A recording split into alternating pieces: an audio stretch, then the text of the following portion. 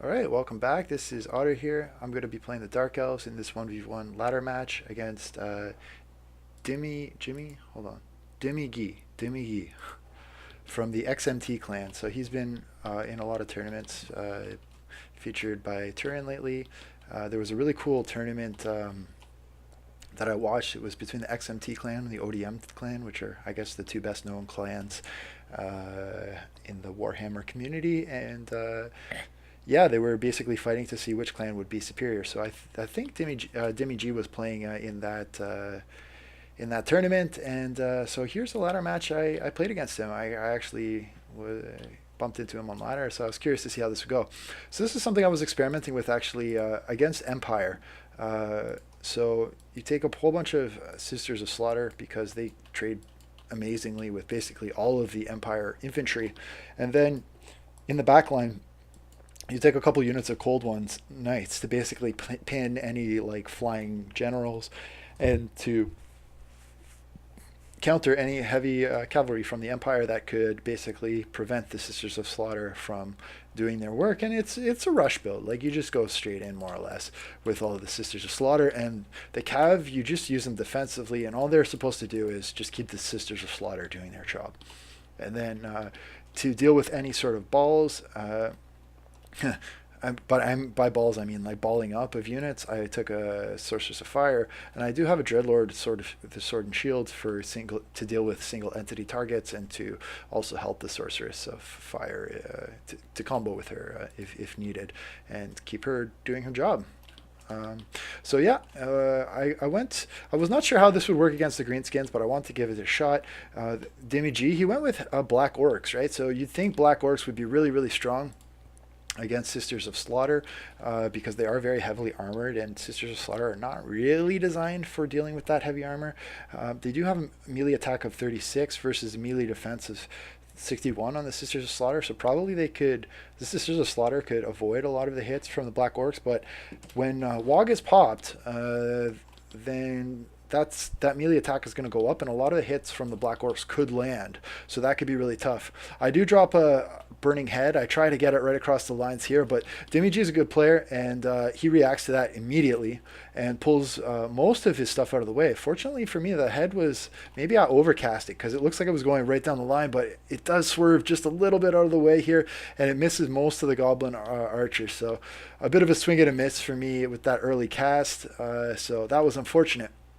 But the Savage Orc Biggins, they get basically surrounded here. And because all of this was sort of late to the fight, now Dimmy G has got two pockets. He's got this pocket here and this pocket here, which means I can isolate and one versus the other. So these Black Orcs, because they got pulled back, now I've got 1, 2, 3 units of Sisters of Slaughter and 2 Cold One Knights plus my Dreadlord, which can basically fight these ones. And because Black Orcs are slow, this pocket over here is not really getting its use. There's some Night Goblins in reserve here, unit of Black Orcs and some Goblin Archers who are shifting around and repositioning, but I do have my Sorceress to deal exactly with this type of balling, and this time she is going to get a pretty good hit with that Vortex spell and going to do a lot of damage here. Cold One Knights are getting into some pretty atrocious fights here with the Black Orcs. Stand Your Ground has been popped, so they're buffing their leadership, and my Dreadlord gets pinched by Grimgore Ironhide, so that is definitely not a place that he wants to be.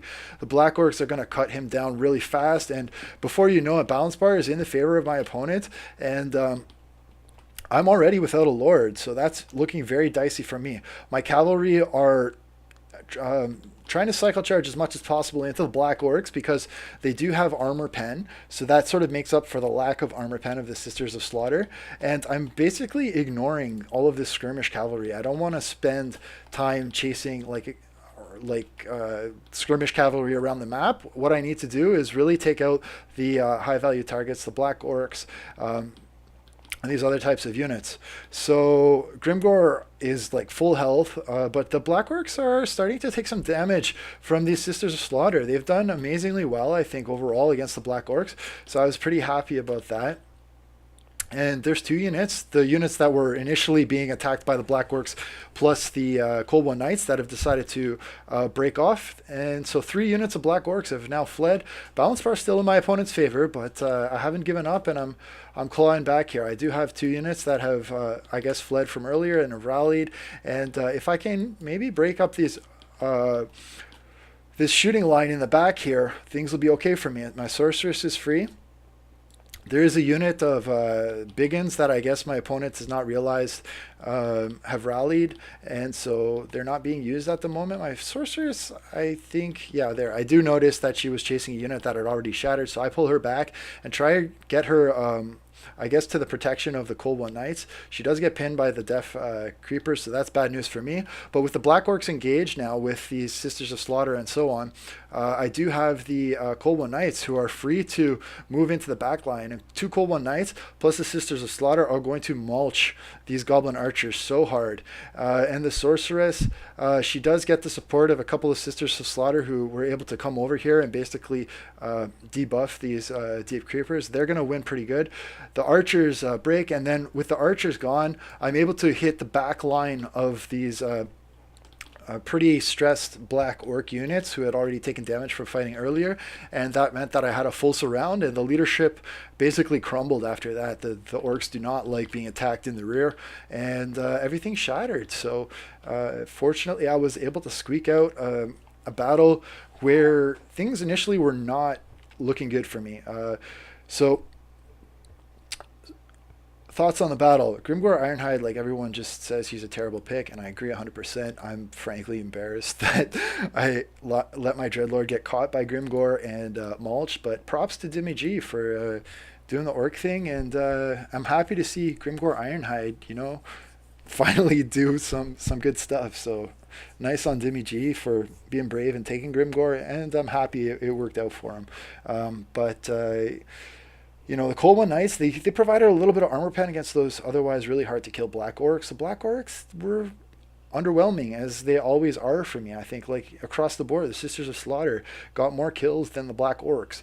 And I've never found success with Black Orcs. They're slow. They're supposed to be this amazing melee unit. They're not really. Like, the Sisters of Slaughter kick their ass. They're supposed to, not supposed to. They do cost a lot of money, so they're really vulnerable to artillery.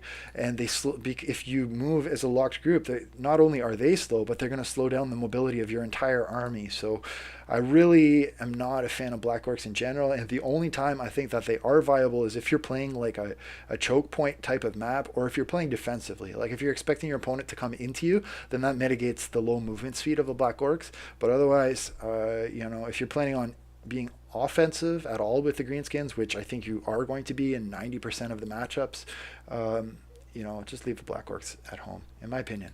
But good game to my opponent, Dimmy Gee, and hopefully I'll play him again soon. Thanks so much for tuning in. Take care, guys. Bye.